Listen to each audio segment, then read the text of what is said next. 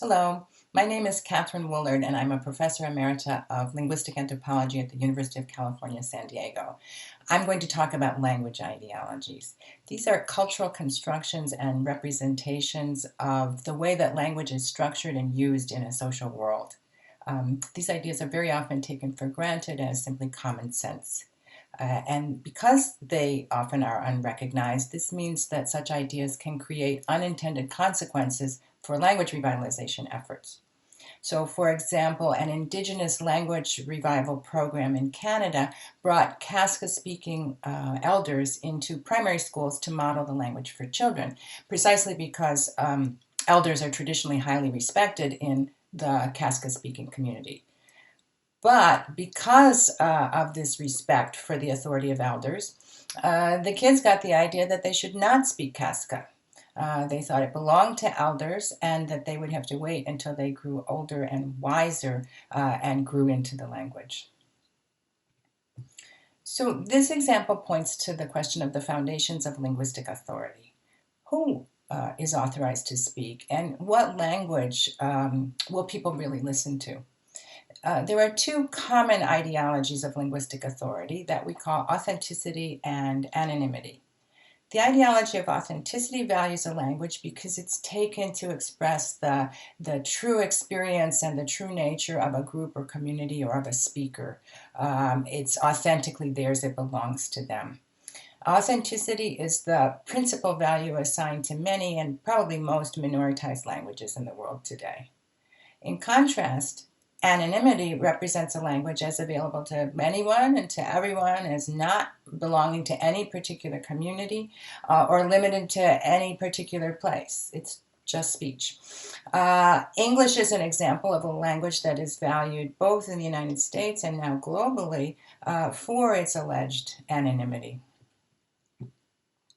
Both of these forms of linguistic authority rest on a more fundamental ideology of linguistic naturalism. This is the idea that languages are shaped by forces of nature, that they're natural objects beyond the willful control of human actors and speakers.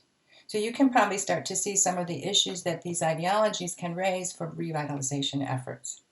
First, linguistic naturalism itself constrains any kind of intervention in general. It discredits efforts to strengthen or to expand minoritized languages, disdaining these as sort of artificial or as going against the true nature of spontaneous language. And I suspect you might be able to think of some examples of this kind of discourse that discredits deliberate efforts at revitalization.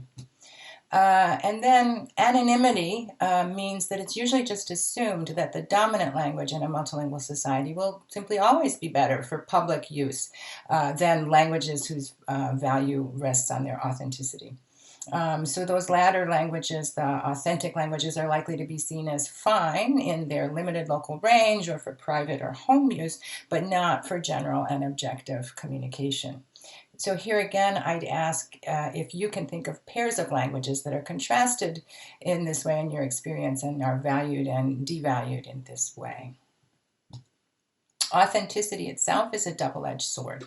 On the one hand, it encourages speakers to hold on to threatened linguistic varieties as their very own.